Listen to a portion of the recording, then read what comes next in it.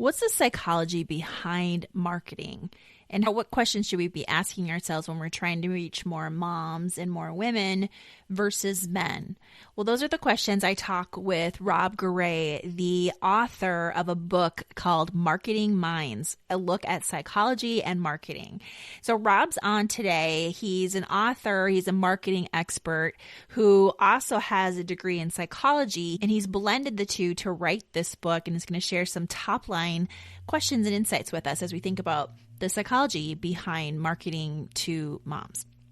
Rob Garay is a seasoned marketing exec with more than 15 years of experience working across a variety of companies and industries. He's currently the head of marketing and communications at Prevalon Energy.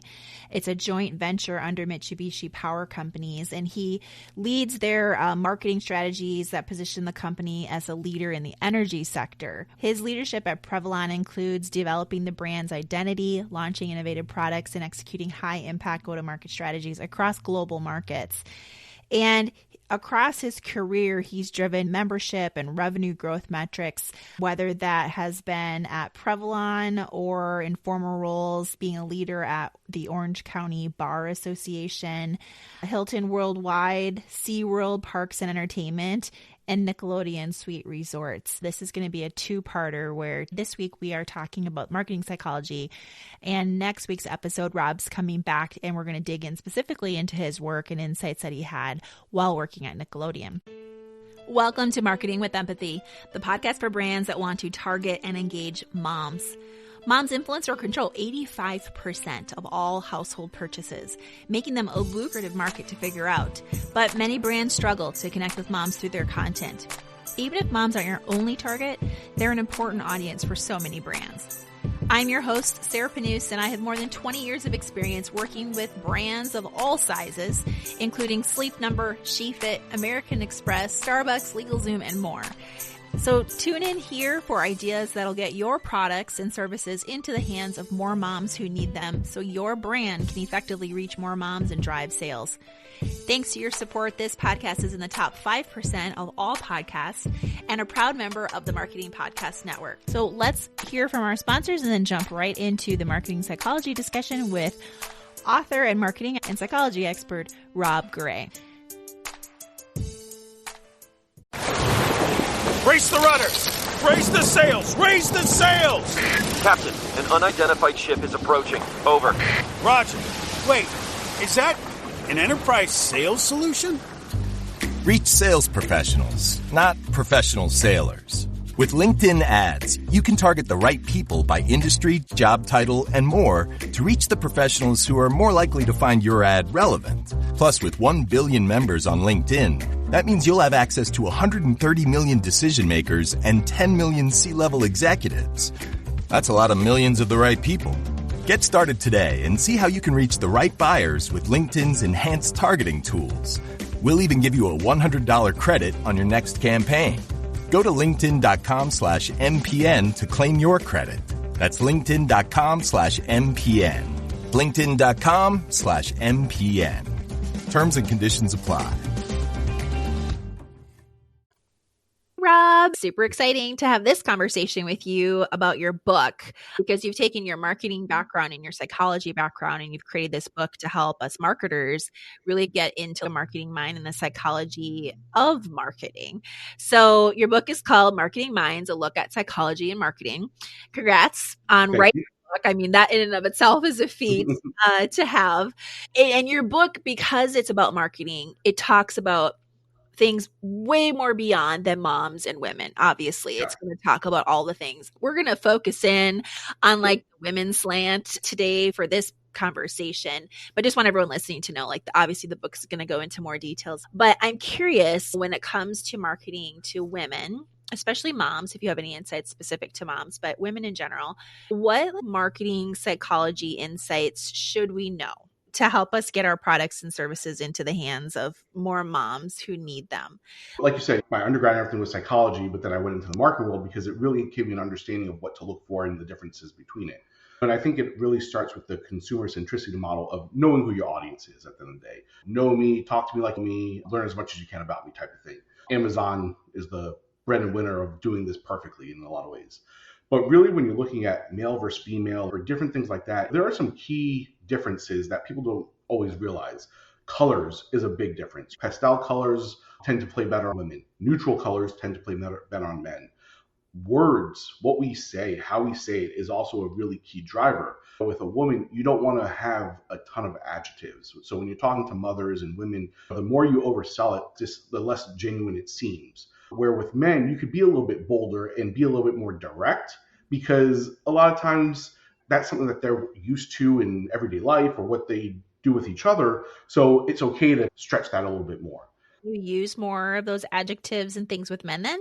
Yeah, you can use more adjectives with men than not, Yeah. just because it's something that I think they pick up on a little differently. I also look at it too as a mother's probably doing a lot of different things, working, taking care of kids, running errands. So I think they want to get to the point a little bit more than a man who is looking at it maybe at night or listening to a commercial while he's doing something. And that elongates a little bit more. So if they miss the first one, they might hit the third one. Yeah, I got it. Okay. Yeah. The other thing too that I would say is imagery is always a big key thing. I don't know if I would say there's a huge difference between men and women in what images they like or don't like, but with women specifically, anything that relates to their normal experience has been beneficial in helping sell the item. With men, I think it's a little bit more neutral. That doesn't hurt, that doesn't help. I don't know if there's a huge skew on that side, in my opinion, but for women specifically, I think how you share the experience or what the product you're offering and how it relates back to their experiences has always been a key driver. Which is so huge as we think about the words we write and talking to and relating to them, but imagery and making sure it ties back as well, of making sure you're showing the variety of different ways that it can relate to their life. So thinking about, well, how will they interact with this product or service? Like in what ways will it help them? And making sure you're thinking about capturing those moments. Or I bet if you're asking for user generated content back from your audience, you can hone in on those specific moments to get it from your audience directly to have, those real photos as well. I remember I was in grad school doing a paper during my MBA program, and there was a study that came out. I don't remember the number exactly, but saying that women tend to listen to the commercial and watch the commercial visually, where men tend to only listen to what's being said. So that kind of relates back to imagery may not always be important from a man's perspective because they may not be watching it or reading it, they're listening to it, versus the woman who, when it's a TV commercial, was engaging with both. Interesting. The parallel makes complete sense when you say it that way, because as women, we tend to be like visual things matter to us, like around our home and how things look. Whereas a guy many times is like, I don't really care about those details. Right. That plays into as well. This makes complete sense to me. Yeah. Okay. Cool. Yeah, so that's always been an interesting factor too. And then again, going back to the words we use, but the tone obviously is a big part of it. And that they go hand in hand a lot, but just making sure that the softer tones tend to play better for women, more direct. You can use more adjectives with men, but more engaging, more exciting, because again, they're probably just listening to it, they're not watching it. So how you can pull them in to listen a bit more is always going to be key. Generational is probably a key component too. It's very subjective because there's people who say, well, that's a generational thing or it's not. But that's something to think about too, that depending the age range and the woman you're looking at or the man you're looking at, that could also play key factors into it. How do you address that though, if you have an answer to this? Because obviously there's generations, but then even within similar generations, a lot can be influenced, to your point, subjective, because it can be influenced by who raised you, like what that was like, where you grew up, urban versus suburban, like a lot of those things influence as well, like how far you fall if you end up being more on the conservative side or not. How do you think about any advice for how us marketers should think about those generational differences and how we kind of even figure them out in terms of how our audience is thinking or feeling or where they may fall? Yeah. I mean, in marketing, we always say the 80-20 rule, right? You're not gonna be able to hit everyone. You have to at least hit 80% of your majority of audience. So I think that's where generationally, I look at it as trying to remove certain stereotypes. So if you say baby boomers typically do X, I may not try to hone in on whatever X is because I want to keep it a little bit more higher level. Because if you do, you could offend someone, you could lose someone. There's a lot of repercussions that could happen in a negative way. Where if I pull back some and maybe keep it, instead of going to the 10,000 foot level, look at the 50,000 foot level of how we're marketing that product to that generation, I might have a better chance of engaging people or at least catching their interest without losing them from the generational side. And it's also hard too when you're looking at a product that laps multiple generations. How do you pull them all together? Sometimes you have to do different iterations depending what it is. Sometimes you try to do it all at one, but as much as we can target audience, that's probably the best way to do it. If you're targeting certain people, certain generations with the same product, and how you use the variables of that, I think that's key. I know there's a chapter in your book that talks about motivations consumers have, and as marketers, how we think about consumer motivations. What are some of the general motivations for people as a whole, and are there any that are more for women than for men? Yeah, I've never noticed that there's different motivations necessarily for men or women, but when you're looking at the motivations of it, there's typically a few stages of motivation. It's the informative stage. You're telling me about something, I'm learning about something for the first time. Then it goes to the research stage. I'm now doing research on what this is to learn more about it. I go into the consideration phase to say, what's the pros and cons? Should I buy this? Should I not buy this? And then it goes in, hopefully, to the fourth stage of purchase, or it's abandonment at that point. And that's the fork in the road. Do I go right or do I go left? Hopefully you've sold them in those first three stages to where then they purchase, but that's where you'll find out. Any other advice that you'd like to share around helping brands better sell to moms? Yeah, I think when it comes to the psychology aspect of it, research is a big part of it. And that could be firsthand research, secondary research, whatever that looks like. But making sure you truly understand the audience, what their motivations are specifically in the products and how they relate to that, I think that's a key factor in it. Because when you think about the psychology of it, there is truly a science. It's not, marketing is a science as a whole, but the psychology aspect of it is even more. Because you can research things, you can look at the differences. I think that's probably the first step of it. Then from there, a full strategy plan is what is key to then the successful launch of anything. How that relates back to your overall objectives, how that relates back to the audience itself. And then you have all your derivatives of the different assets, whether that's a commercial, a video segment, different ads, and those play a part into it.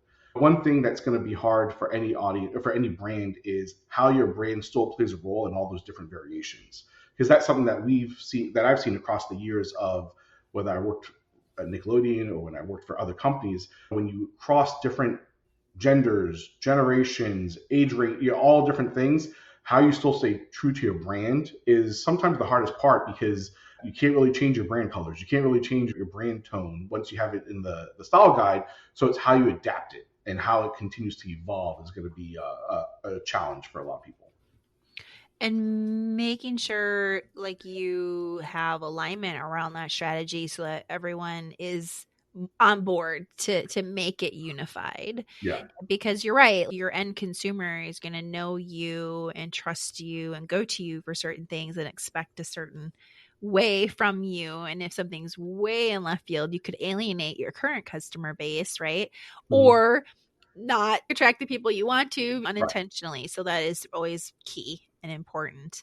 I just wanted to piggyback what you said, that I agree with you so much. So taking people along the journey is key in this, but also in marketing in general, right? Because people often think that either know marketing because they are humans and they're consumers and we buy stuff anyways, or they think they don't know marketing at all because they don't understand it. So how we take people along the journey internally to get them to understand what we're selling, why we're doing this, how we do it, and the differences between different audiences is, I think, going to make you more successful in the long run.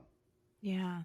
When going back to your comment about research and how important that is to understand the science side from a research perspective, any places that you like to look for great research insights that people can have access to?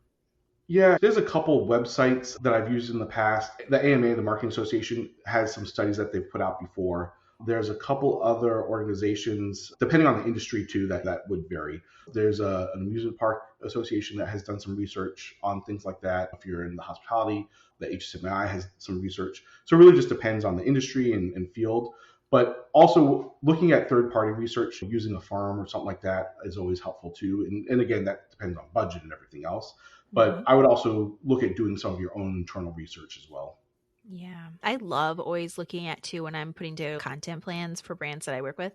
I always say whenever you're doing research, make sure you're looking at least 3 different places. Never just only look at one, because that one might be limited to just that particular, whatever that niche is. I really like from a content perspective to doing research on SEO to understand what are people like you can type in to see like, what questions are they asking related to Mhm. this? Like, what do they want to know? And so you can kind of think about how you can be helpful with them.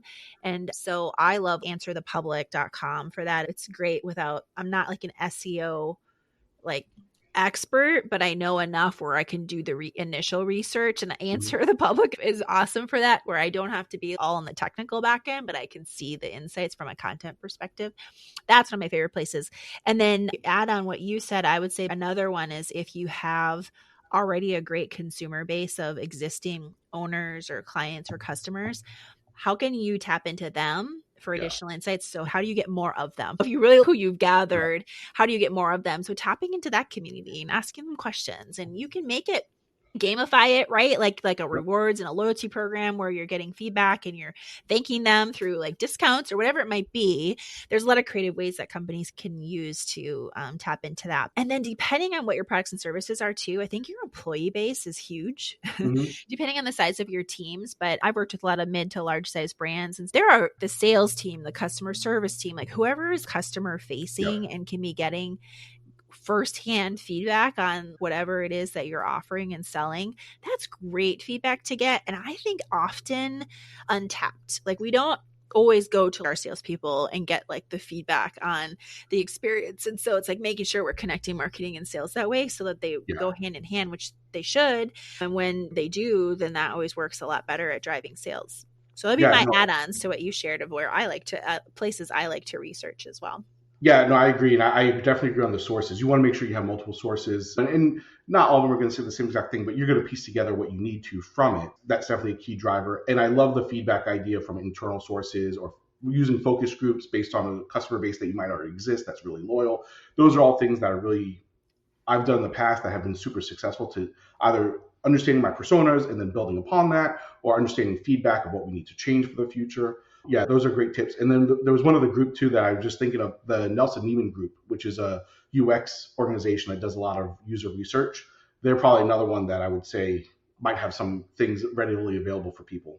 And also, there's the whole thing with AI now, right, guys? Gosh, they're popping up left and right, like all these different companies that can help with search insights and customer insights, all these different things.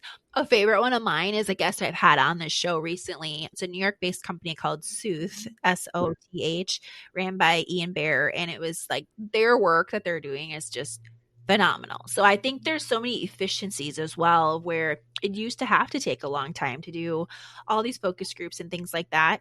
And there's ways now that we can shorten that time frame window while still getting valuable insights.